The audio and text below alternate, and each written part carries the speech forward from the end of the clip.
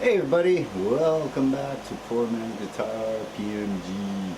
Anyways, today I want to talk about injuries and how to avoid them. When I was young, I used to play a lot of like Metallica and all the old Metallica, and then Slayer, all that stuff. And I used to be a lot more, I guess, fluid and faster at one time, like more like a speed metal fastness type thing, right? But I ended up splitting my right ulnar nerve in my arm. I don't know if you guys can see the scar there. It's kind of hard in the light there. Where are we? Oh.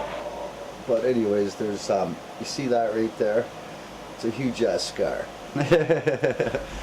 I split my nerve in my arm, which prevented me from actually holding things right and stuff like that. So I had to get I actually stopped guitar for a while, so because I couldn't even pick up a pen or anything at first. But once I got used to the pen thing, I came back to guitar. I mean, it just killed me not being able to play guitar. But what I noticed was my technique, everything was just, it wasn't there like it was anymore. And I had to sort of relearn again, and I'm still even relearning stuff to this day. Like I said in my first video, I talked about sweep picking, where I don't really do that anymore because, for one thing, I'm not as fast as I used to be, and it just wasn't a priority afterwards. But I do use those arpeggios in music when I jam and play out. Just, I might only be like the 150 beat per minute guy or something like that. Like I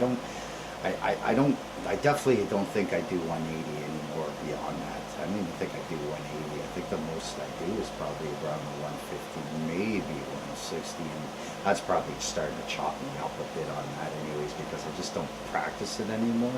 But I'm gonna show you guys in a later video the right mechanics to learn sweep picking. That's one thing I can show you, and you'll probably get faster than me, especially if you're younger. You'll definitely get faster than me, because being younger and learning these techniques gives you a lot more time, and the way brains develop, you'll be able to absorb it and utilize the techniques better, because I don't see techniques showing like this anywhere on YouTube or anything. But anyways, stretch these hands when you play, well, before you play, okay?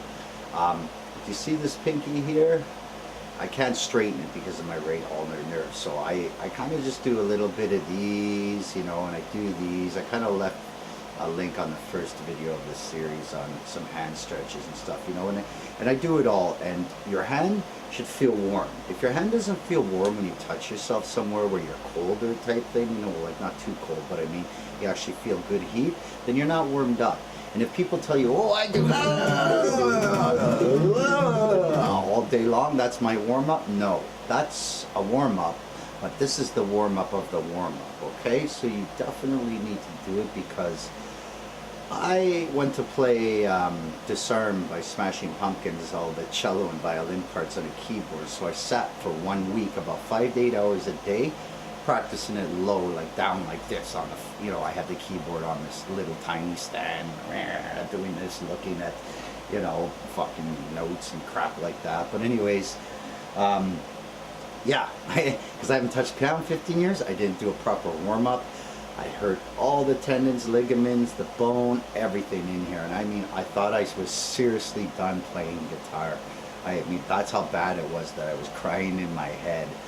But yeah, so I took glucosamine for 6 months, fish oils, vitamins, warm-ups. I always hold something hot, not an endorsement, but it's where I go to get my coffee, because there's millions of them around. Or a hot beverage. You can put anything, just a hot beverage. You can also take hot water and just rinse them under hot water for a couple minutes, not like super hot, but you know what I mean, so it's warming your hands up, and then that's it. And once your hands are warm, they're going to actually stay warm for the entire jam session. So now you can go do your warm-up exercises, or whatever it is that other guys think is a warm-up exercises. And then after you do that, stop for 20 minutes, do another little stretch. Also, if you feel tension in here sometimes, which you're going to get, it just happens. Just do one of these. Make a tight fist as hard as you can hold it for about 3-5 seconds, release. And it's going to help relieve some of the tension in here, okay? Or here if you get it on this side, whichever arm, okay? But that's my best advice. I don't want injuries to happen to people out there like this, because it's definitely going to maybe stop you from playing guitar. And a perfect example of somebody who probably never took care of their hands while they were playing and stuff. I mean, I could be wrong, but Keith Richards. Keith Richards has really bad knuckle stuff. So I mean, I don't know if that's just genetics or just, I mean, he didn't play proper stuff, warm-ups, exercises, whatever, so it just exacerbated it to come out a lot quicker. I don't know, but I mean, I'm just using him as an example that you don't want that to happen to you when you're young, because it can. So do the warm-ups. That's all I can say. My best advice for you out there.